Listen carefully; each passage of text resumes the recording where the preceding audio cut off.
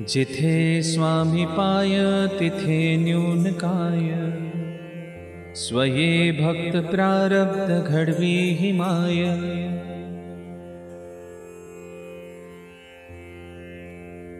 श्री स्वामी समर्थ।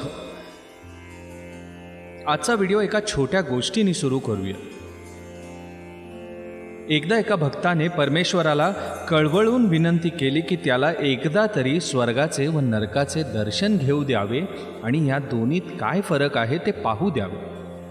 परमेश्वराने स्मित हास्य केले व तो म्हणाला, ठीक आहे, मी तुझी इच्छा पूर्ण करतो। माझ्या हातात हात धर व डोळे बंद कर। भक्ताने त्याप्रमाणे करताच त्याला बंद डोळ्यांसमोर एक विस्तीर्ण दालन दिसू लागले। या दालनात अनेक कृश अशक्त माणसे बसली होती। त्या सर्वांच्या समोर काही मोठमोठ्या भांड्यांमध्ये स्वादिष्ट अन्न ठेवले होते। प्रत्येकाजवळ एक मोठा चमचा होता, पण त्या चमच्याच्या हँडलची लांबी त्याच्या स्वतःच्या हातापेक्षाही मोठी होती।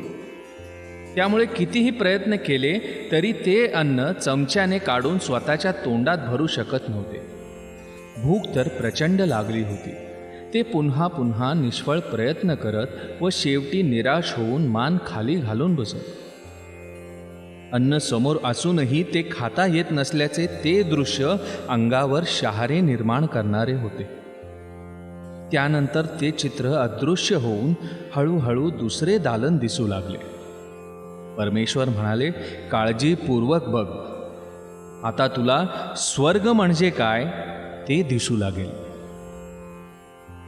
आश्चर्य असे की या दुसऱ्या दालनातही काही माणसे तेवढ्याच गैरसोयीच्या लांबीचे चमचे घेऊन बसले होते, पण ही माणसे चांगली धष्टपुष्ट व सशक्त होती।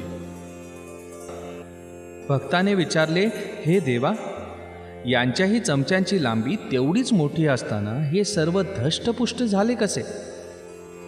हे कसे काय जेवू शकले? परमेश्वराने उत्तर दिले, कारण चमच्याची लांबी जर स्वतःला खाता येऊ नये एवढी लांब असली तरी त्या चमच्याने एक माणूस दुसऱ्या माणसाला अन्न भरवू शकतो।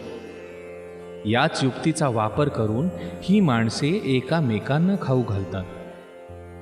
त्यामुळे ही सर्व धष्टपुष्ट आणि सशक्त झाली आहे।